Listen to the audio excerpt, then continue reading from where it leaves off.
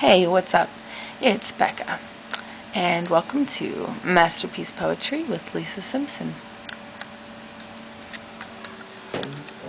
Okay, so just imagine some crazy classical music in the background, and I'm going to be reading a poem. Let me get comfy here. Hopefully reading a poem called The Cross-Eyed Prophesizer, or My Verbosity, Prophesies, Philosophy, Cross-Eyed by Animosity to Apocryphal Atrocities. This is a poem written by the YouTube user everywordmeans, and the graphic was done by him as well. Okay. This is gonna be fun. And the scurrilous vervet blurted, and I saw a transvestite fall from heaven unto the earth. And to she was given the key of the bottomless pit of the Kentucky Fried Chicken barrel.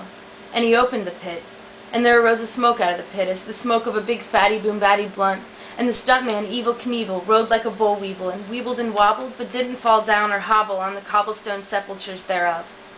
And he commanded them that they should not run with scissors, or eat Oreo blizzards, or deep-fried livers and gizzards, until the colonel himself returned triumphantly to bless them with the special recipe seal in their foreheads.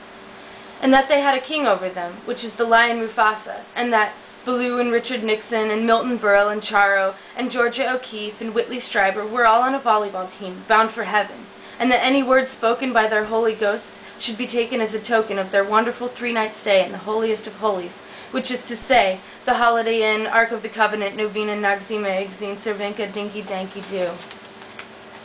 And then I saw Tolkien playing Tekken and kicking much ass, eating bacon, and his pound of flesh was mistaken for kosher in land of Goshen.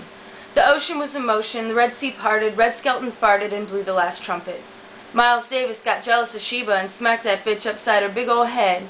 Solomon, arranged in all his proverbial glory, was caught downwind of this, and uplifted his proverbial sword to cut the proverbial babies in twain, but ended up circumcising Mark Twain, and Shania Twain exclaimed in pain, "Man, I feel like a woman," to which the temple was rent and the dragon was wroth.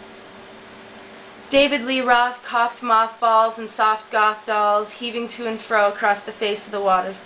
And all who dwell upon the earth shall worship his mouth in blasphemy, the travesty of the General Lee, whose boss hog spurning, burning, funny car star has since elapsed into the patience of saints who faint at the mention of Metallica and Nirvana, and wheezes for Weezer and Cooter, coot, coot, coot.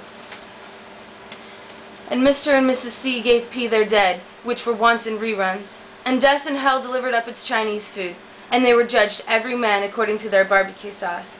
And death and hell were cast into Johnny Cash's ring of fire, and short of cash for the jukebox, no one was allowed to yell, "Yee-haw!" or "Boy Named Sue." This is the second death.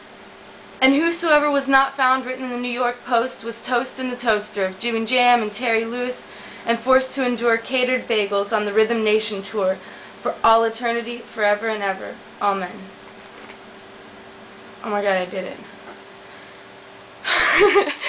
Cool. So that was Every Word Means.